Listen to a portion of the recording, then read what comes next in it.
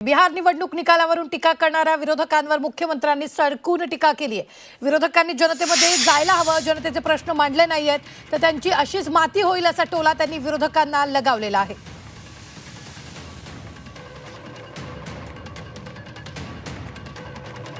तर ही मोठी बातमी आपण आत्ताच्या क्षणाची पाहतोय।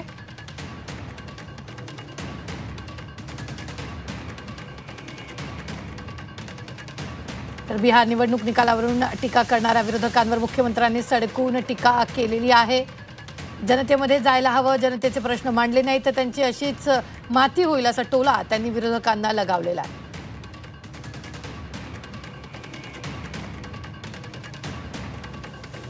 तर ही मोठी बातमी आपण आत्ताच्या क्षणाची पाहतोय। फडणवीसांनी थेट विरोधकांवर आता निशाणा साधलेला आहे।